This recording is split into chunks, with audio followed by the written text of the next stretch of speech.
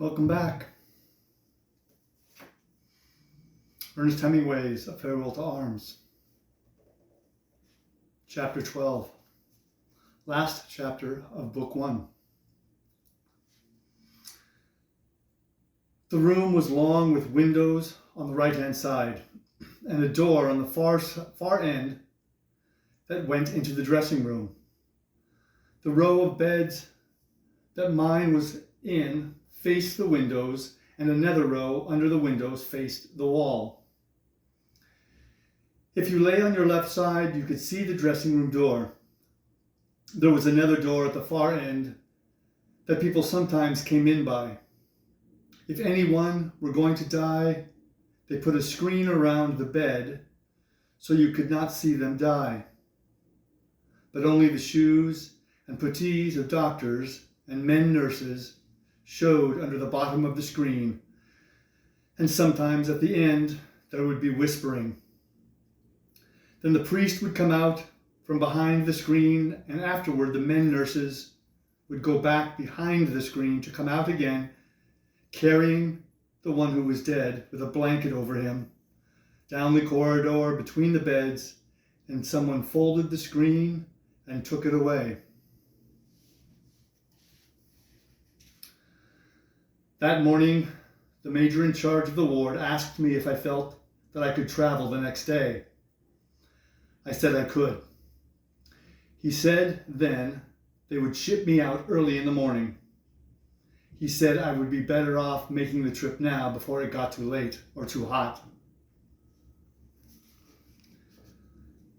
When they lifted you up out of bed to carry you into the dressing room, you could look out of the window and see the new graves in the garden. A soldier sat outside the door that opened onto the garden, making crosses and painting on them the names, rank, and regiment of the men who were buried in the garden. He also ran errands for the ward, and in his spare time made me a cigarette lighter out of an empty Austrian rifle cartridge. The doctors were very nice and seemed very capable. They were anxious to ship me to Milan, where there were better X-ray facilities, and where, after the operation, I could make mechanotherapy. I wanted to go to Milan too. They wanted to get us all out and back as far as possible because all the beds were needed for the offensive when it should start. The night before I left the field hospital, Rinaldi came in to see me with the major from our mess. They said that I would go to an American hospital in Milan that had just been installed.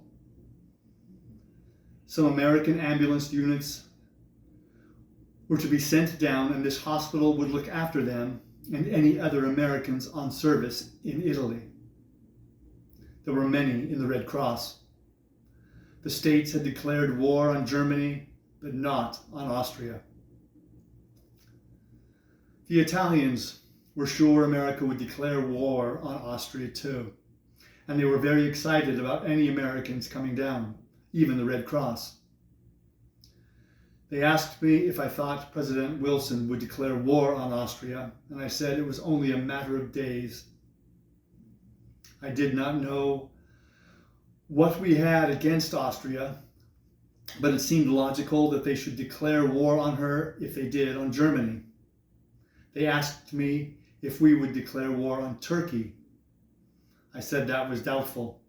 Turkey, I said, was our national bird, but the joke translated so badly, and they were so puzzled and suspicious that I said yes, we would probably declare war on Turkey. And on Bulgaria?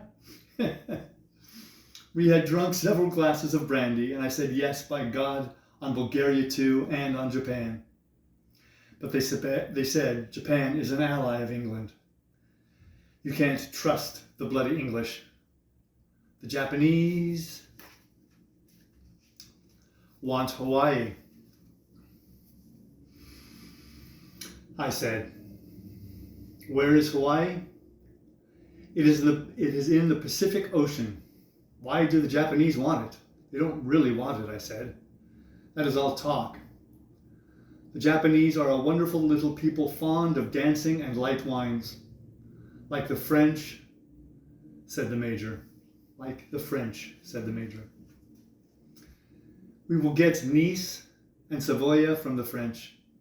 We will get Corsica and all the Adriatic coastline, Rinaldi said. Italy will return to the splendors of Rome, said the Major. I don't like Rome, I said. It is hot and full of fleas. You don't like Rome? Yes, I love Rome. Rome is the mother of nations. I will never forget Romulus suckling the Tiber. What? Nothing. Let's all go to Rome. Let's go to Rome tonight and never come back. Rome is a beautiful city, said the Major. The mother and father of nations, I said. Roma is feminine, said Rinaldi. It cannot be the father. Who is the father then? The Holy Ghost? Don't blaspheme. I wasn't blaspheming. I was asking for information. You were drunk, baby. Who made me drunk? I made you drunk, said the Major. I made you drunk because I love you and because America is in the war. Up to the hilt, I said. You go away in the morning, baby, Rinaldi said. To Rome, I said. No, to Milan. To Milan, said the Major. To the Crystal Palace, to the Cova, to Campari's, to Biffi's, to the Galleria, you lucky boy, to the Gran Italia, I said, where I will borrow money from George. To the Scala, said Rinaldi. You will go to the Scala every night, I said. You won't be able to afford it every night, said the Major. The tickets are very expensive. I will draw a slight draft on my grandfather, I said. Don't know what that means exactly. A what? A slight draft. He has to pay or I go to jail. Mr. Cunningham at the bank does it. I live by sight drafts. Can a grandfather jail a patriotic grandson who is dying that Italy, Can a grandfather jail a patriotic grandson who is dying that Italy may live? Live the American Garibaldi, said Rinaldi. Viva the sight drafts, I said. We must be quiet, said the Major. Already we have been asked many times to be quiet. Do you go tomorrow, really? Federico. He goes to the American hospital, I tell you, Rinaldi said. To the beautiful nurses. Not the nurses with beards of the field hospital. Yes, said the Major. I know he goes to the American hospital. I don't mind their beards, I said. If any man wants to raise a beard, let him. Why don't you raise a beard, Signor Maggiore? I could not go in a gas mask. Yes, it could. Anything can go in a gas mask. I vomited into a gas mask. Don't be so loud, baby, Rinaldi said. We all know you have been at the front. Oh, you fine baby, what will you do while we are gone? We must go, said the Major. This becomes sentimental. Listen, I have a surprise for you. You're English, you know? The English you go to see every night at the hospital? She is going to Milan too.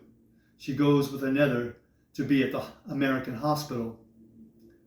They had not got nurses yet from America.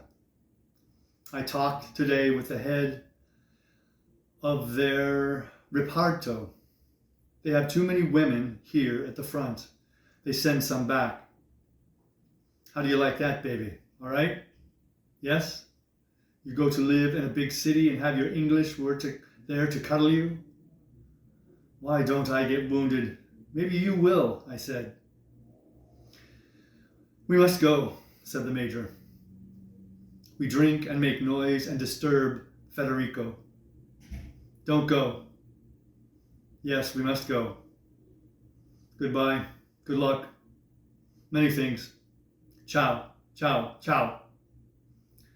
Come back quickly, baby. Rinaldi kissed me. You smell of Lysol. Goodbye, baby, goodbye. Many things. The major patted my shoulder. They tiptoed out. I found I was quite drunk, but went to sleep. The next day in the morning, we left for Milan and arrived 48 hours later. It was a bad trip. We were sidetracked for a long time this side of Mestre, and children came and peeked in. I got a little boy to go for a bottle of cognac, but he came back and said he could only get grappa. I told him to get it, and when it came, I gave him the change, and the man beside me and I got drunk and slept until past Vicenza, where I woke up and was very sick on the floor. It did not matter because the man on that side had been very sick on the floor several times before. Afterward, I thought I could not stand the thirst, and in the yards outside of Verona, I called to a soldier who was walking up and down beside the train, and he got me a drink of water. I woke Giorgetti, the other boy who was drunk, and offered him some water. He said to pour it on his shoulder and went back to sleep. The soldier would not take the penny I offered him and brought me a pulpy orange. I sucked on that and spit out the pith and watched the soldier pass up and down, past a freight car outside, and after a while, the train gave a jerk and started.